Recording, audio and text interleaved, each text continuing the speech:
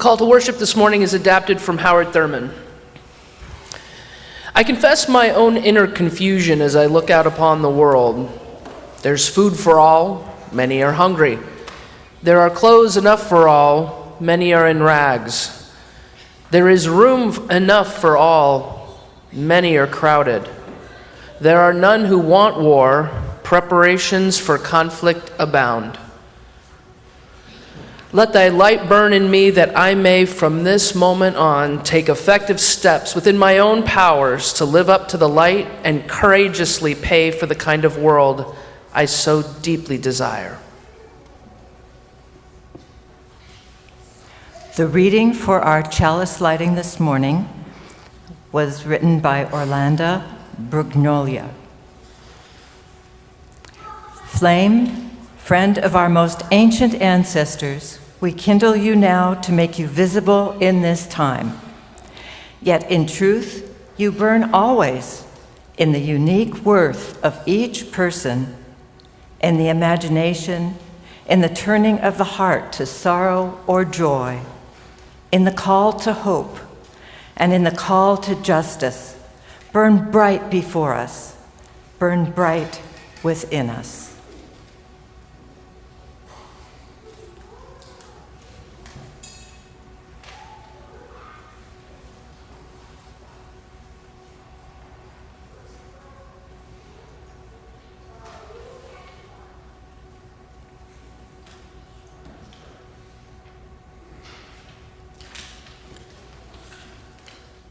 And join in with hymn number 1008, When Our Heart is in a Holy Place.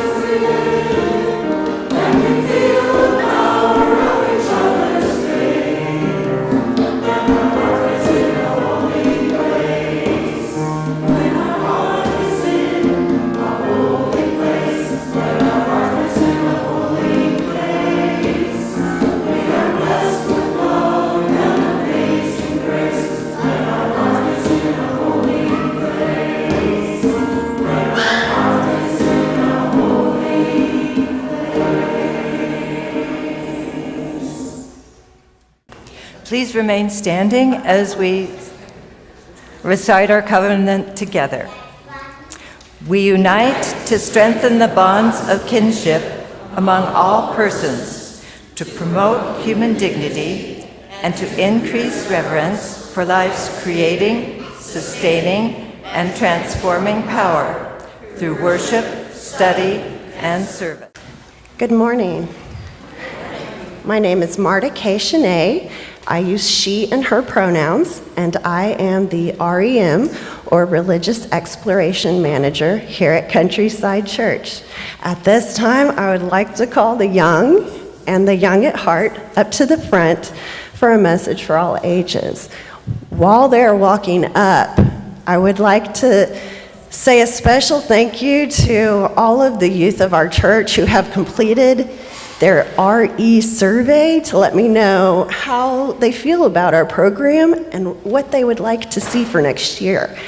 I would like to say a special thank you to Julie Ciccarelli and Barbara Griggs because they personally interviewed our Spirit Play kids so that they could know what the younger children who might not be able to read or write will know how they feel about our church as well. I'd also like to thank our senior high youth group. I am constantly learning from our kids. I gave them a sheet and it did not have enough space for the answers. So, in their classroom, they have new pages. If you're going to ask the opinions of UUs, give them space. And now I would like to read a story called Flooded. It's by Mariajo Ilustrajo. I love that name. The city woke up just as on any other summer's day, although something was different. It wasn't a problem. The city was just a bit wet. Nobody seemed to mind a little bit of water. It was a great excuse to wear rain boots. The city carried on in its usual rhythm, going up, going down. After all, it was just a bit of water. It was something to talk about at work. And school had never been so much fun. The day was suddenly filled with surprises. The water kept on rising. Still, most people didn't seem to mind. They knew it would go away soon. For some, it wasn't a problem. But for the smaller animals, it was becoming harder and harder to cope. The little bit of water was becoming a huge problem, and it wasn't going away. Where was the water coming from? And what could they do about it? Everyone needed it sorted out, but no one knew what to do, except a little someone who had known from the beginning. If only the others had listened to him, the problem would never have become so huge. The solution was simple. But it wasn't a job for one. Everyone had to work together. And once they did, the problem drained away. Nothing was quite the same as before. But now they knew the only way to fix a problem was together. Thank you for listening. We're going to sing our kids off to their classrooms now. Do I have a volunteer to carry our lantern? You got enough free hands?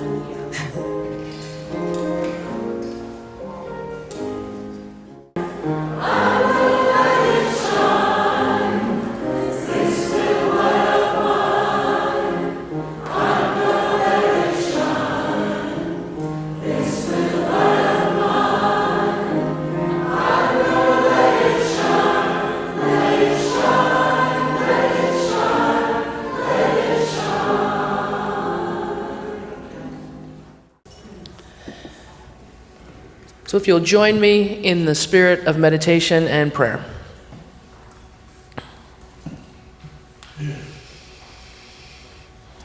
Spirit of life, source of endings and beginnings, God of many names, but one abundant and transforming love. We are a torn and hurting people. Our relationships in our world are so complex, it is sometimes easier to fall into seeing dichotomies rather than the wide swath of realities and experiences. We ask for the willingness to live up to our covenants and remain in relationship with one another as we navigate differences and complexities. As Unitarian Universalists, we hold the principle of justice, equity, and compassion in human relations as sacred. Right here, right now, these principles are necessary and vital. We pray for our community leaders and elected officials, and we ask for them what we ask for ourselves: the wisdom to do justice and to love mercy and to walk humbly. And finally, we hold in the light all those who stand in harm's way around the world and here at home, as well as all of those who, without thought of themselves, seek to intervene, to help, and to care. We ask for courage to face and accept life's losses and its challenges and changes, and we offer gratitude for all the many gifts of this life, both large and small. In the name of all that is holy, blessed be, and amen.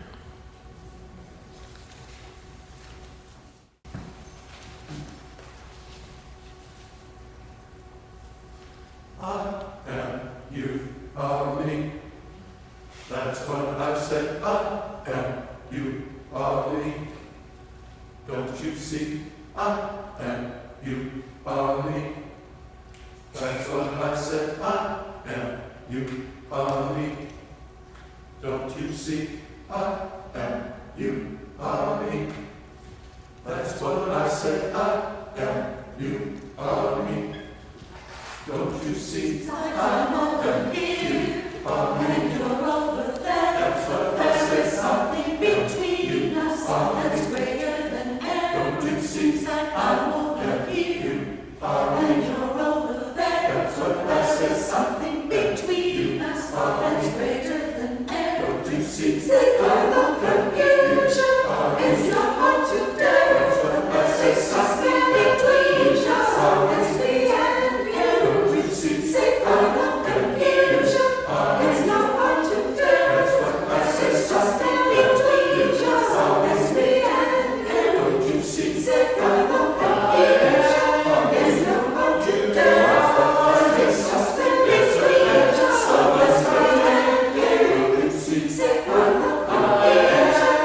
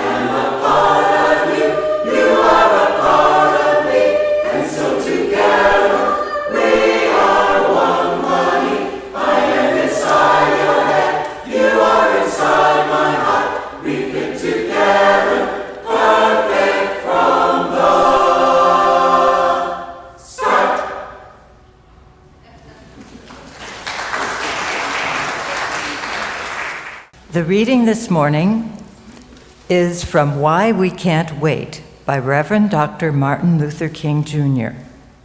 This is from the final pages of the book. One aspect of the civil rights struggle that receives little attention is the contribution it makes to the whole society. The Negro, in winning rights for himself, produced substantial benefits for the entire nation.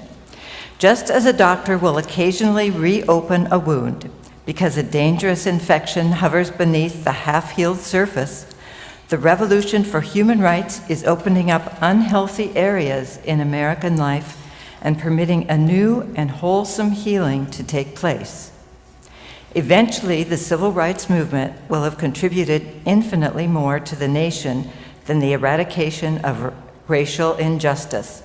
It will have enlarged the concept of brotherhood to a vision of total interrelatedness. Good morning. Justice is always relevant. It's almost May. Can't believe that. Spring is definitely here, and pretty soon summer.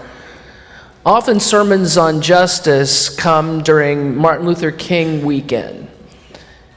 But justice doesn't have a season, or at least it shouldn't. Preaching about justice, let alone doing the work required, should not be relegated to the third week in January.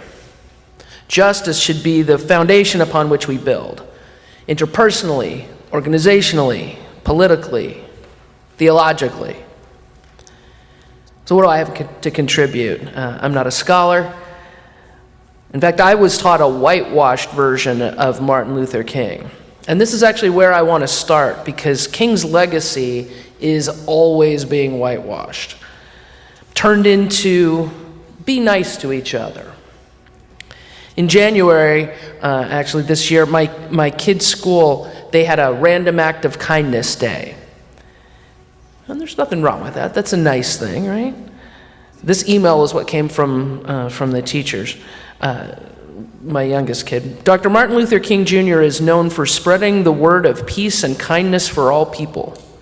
He believed that every person deserves to be seen as a whole individual person. As a prominent spokesperson during the civil rights movement, Dr. King routinely participated in acts of kindness for all people. In honor of Dr. King's gentle but profound kindness, my students and I will participate in at least one act of kindness activity in January. Now, there's nothing wrong with that. That's a good thing. I hope that more kids are learning and being encouraged to practice acts of kindness. But that's a distorted interpretation of the content of character rather than the color of skin. It's not that quote, what Dr. King was saying is not a call for not seeing race.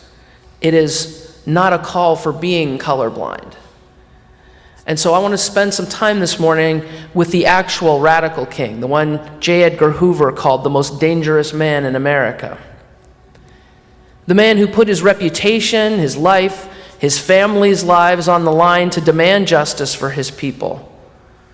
Dr. King was jailed, his church and home were bombed. Ultimately, his very life was taken in his demand that white people live up to the standards, beliefs, and principles that we espouse, and let there be true freedom and justice for all. You know, the 14th Amendment was adopted in 1868. 1868. In 1963, when King gave his famous I Have a Dream speech, that amendment was nowhere near being followed. Segregation, Jim Crow, voting disparities, there was no equal protection under the law. The Constitution is supposed to be our law of the land, and it was for white people. More than half a century had passed, or actually, more than half a century has passed since that speech and since that time, and the same issues are plaguing our nation right now, today. Whiteness, white supremacy is running rampant, overtly, but also quietly. And so right now, I'm speaking today to my fellow white people, because this is our problem. King recognized whiteness as the impediment to freedom and justice. He called it out many times, but that's not what's typically remembered. And if you haven't read Letter from a Birmingham Jail in its entirety, it's time to do it. And if it's been a while, it's time to read it again. Also, if you haven't read Why We Can't Wait, I would commend that to you as well. It chronicles the work leading up to and the hopes moving from what King called the Negro Revolution of 1963. It covers in great detail Bull Connor and what happened in Birmingham. And he may have been writing about 1963, but Dr. King is speaking directly to us today. This is why we can't wait. I must make two honest confessions to you. First, I must confess, over the past 2 years, I guess I'm only going to talk about one. I must confess that over the past few years, I have been gravely disappointed with the white moderate. I've almost reached the regrettable conclusion that the Negro's great stumbling block in his stride toward freedom is not the white citizens counselor or the Ku Klux Klaner, but the white moderate, who's more devoted to order than to justice, who prefers a negative peace, which is the absence of tension, to a positive peace, which is the presence of justice, who consistently says, oh, I agree with you in the goal you seek, but I cannot agree with your methods of direct action, who paternalistically believes he can set the timetable for another man's freedom, who lives by a mythical concept of time, and who constantly advises the Negro to wait for a more convenient season. Shallow understanding from people of goodwill is more frustrating than the absolute misunderstanding from people of ill will. Lukewarm acceptance is much more bewildering than outright rejection. Now, I know some of that language is a bit outdated in how we would use it this many 60 years later, but those are his words at the time, and I'm going to preserve them as they are. I hope that's not the first time you've heard that passage, or at least the sentiment behind it, the condemnation of white silence, again, our silence, of our wanting peace more than we want justice. Those words are as relative today, as important today, as relevant today as they were 61 years ago when that book was written. Our need for peace routinely subverts justice. And you know what, we can praise Martin Luther King all we want, but it's a perversion of his message and his legacy when we don't take heed of the admonishment of our white silence. The radical MLK is the real MLK. Now, Martin Luther King was an incredible man, worthy of the attention and the acclaim that he's given, but he also worked with a team. He did not bring about the civil rights movement of the 1960s alone. Thousands of predominantly young people knocked on doors, spoke, marched, sat, disrupted. Then, like now, the movement was a leader-full movement. So my friend and colleague, the late Reverend Kimberly Hampton, wrote a beautiful blog a little bit before she died, reminding us of the black female leaders who worked and fought and are largely overshadowed and forgotten. Amelia Boynton from Georgia. She led voter registration drives in Selma, Alabama from the 1930s to the 1950s. She's the first African-American woman and first female Democratic candidate to run for Congress from Alabama. She was a leading activist in Selma. She asked Dr. King to come to Selma. The Southern Leadership Council set up their headquarters in Boynton's home. She helped lead the march across the Edmund Pettus Bridge and was badly beaten on that day that would become known as Bloody Sunday. Fannie Lou Hamer, Mississippi, community organizer for most of her life. Mrs. Hamer worked with SNCC, for those of us too young to know and remember what that title was, the Student Nonviolent Coordinating Committee, registering black people to vote. She was instrumental in organizing Mississippi's Freedom Summer and co-founded and was the vice president of the Mississippi Freedom Democratic Party. Frankie Muse Freeman, St. Louis. She was a lawyer. In 1949, she was part of the NAACP suit against the St. Louis Board of Education and the 1954 case against the St. Louis Housing Authority. Ultimately, it ended legal racial discrimination in public housing. She was the first woman appointed to the United States Commission on Civil Rights. Here's a quote from her. During many of those years, some of the action I would take filing the suit, I was called a troublemaker.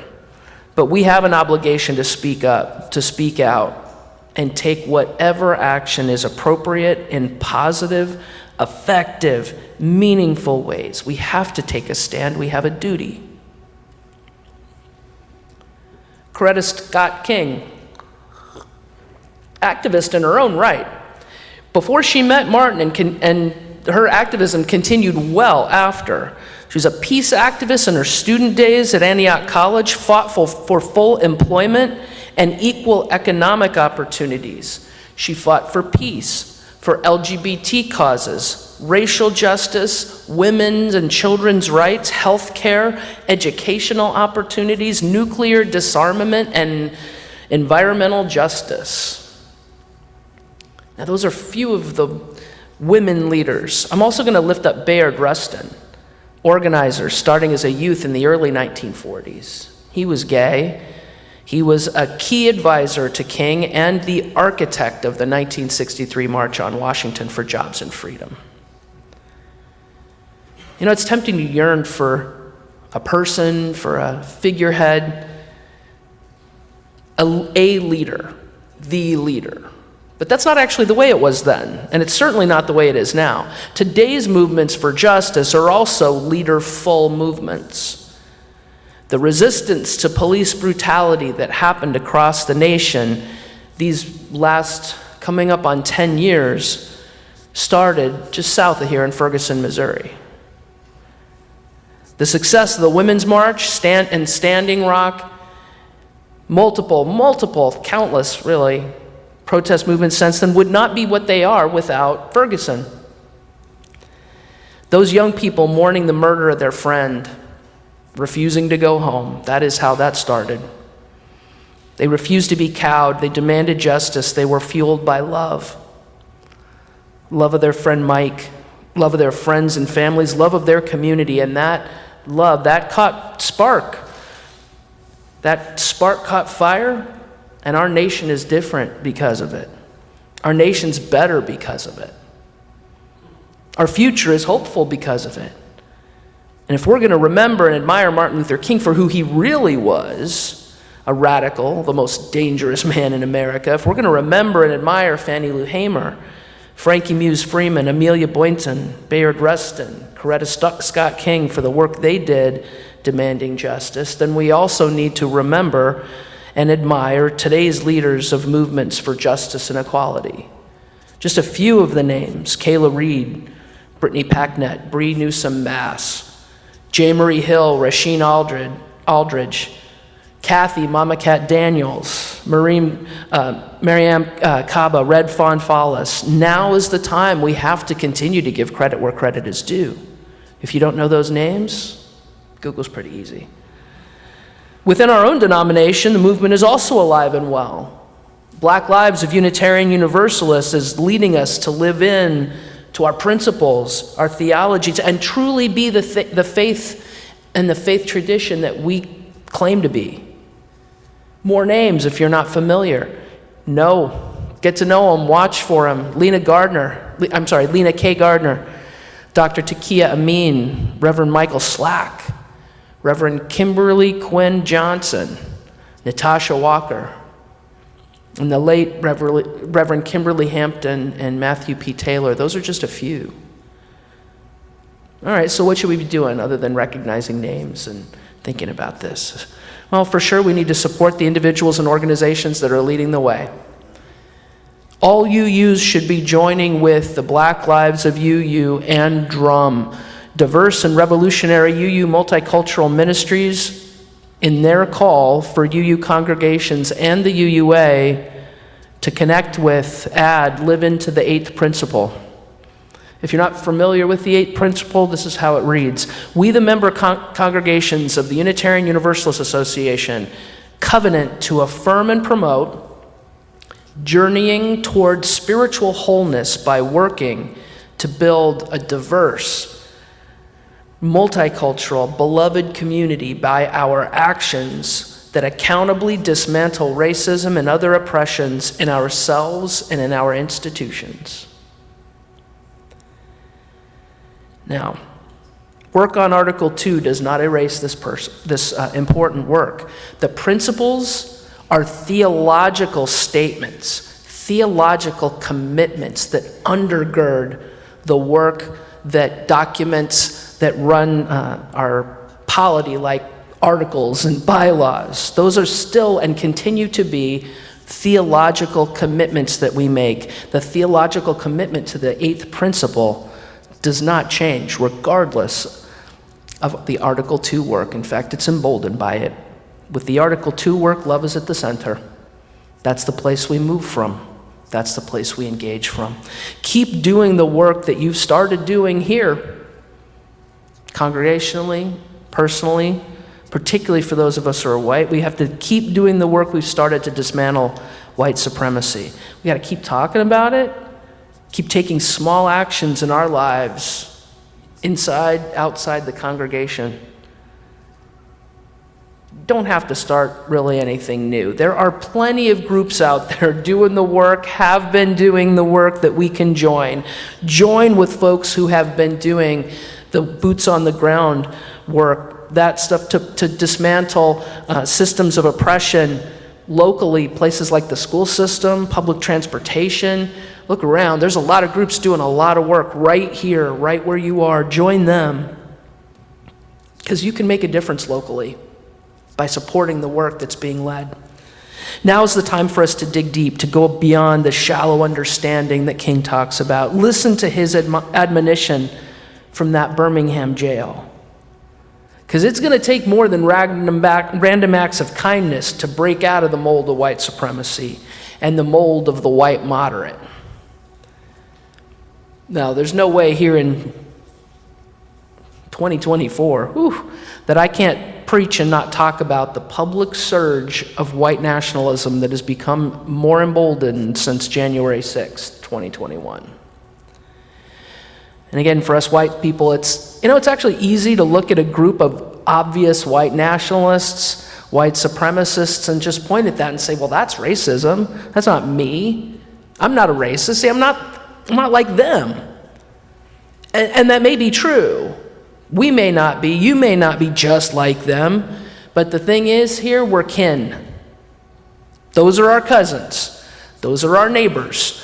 Those are our coworkers. Those are the people that we went to high school with, people we work out next to at the gym. Those are folks that may be flitting around the gadfly world. These last few years, middle-class, suburban, mainstream white supremacy has the permission to be out in the open.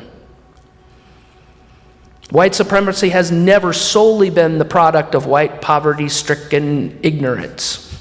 That's a lie. And we've been happy to believe thinking it would keep it at a distance from us. But we're complicit. For all the reasons King talked about, we'd rather have order than justice.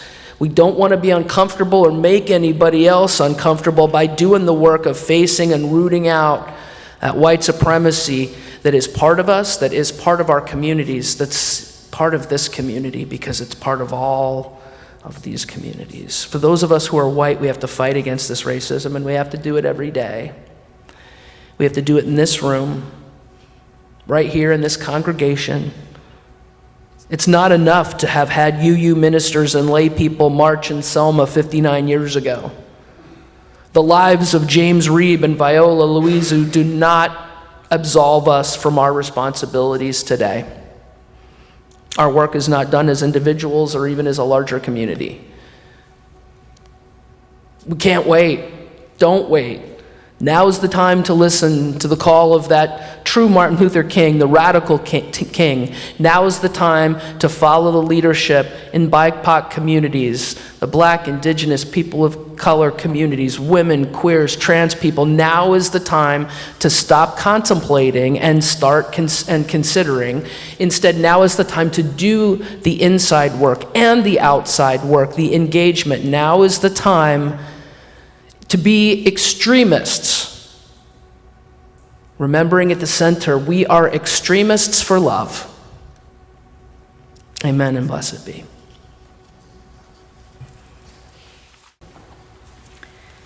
Giving is the ultimate way to ensure the true riches of spirit. Without giving, we are watered down, lost in the flood of our own self-focus. Sharing our wealth helps us to live a richer and more meaningful life, which was pretty evident in last night's event. The offering will now be gratefully received.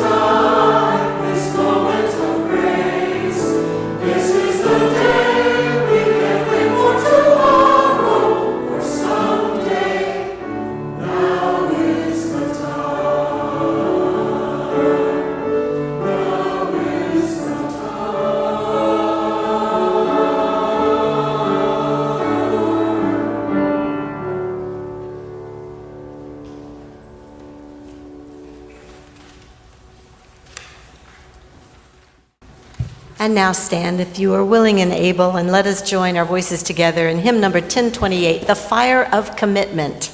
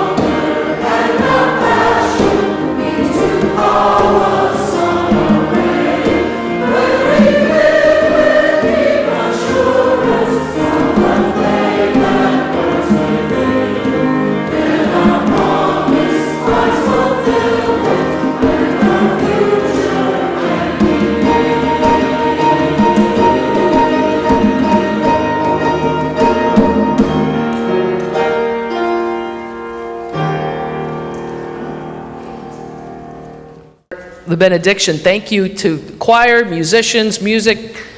Thank you, everybody who's helped to get this service happening today. Appreciate it. It's been beautiful.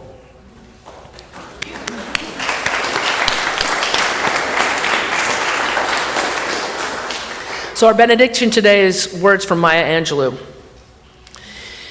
History, despite its wrenching pain, cannot be unlived, but if faced with courage, need not be lived again. Lift up your eyes upon the day breaking for you. Give birth again to the dream. Let us now go forth from this place, refreshed in spirit, deepened in our conviction, inspired by our compassion to love and serve the world and its people. The service begins when the service ends. Go in peace.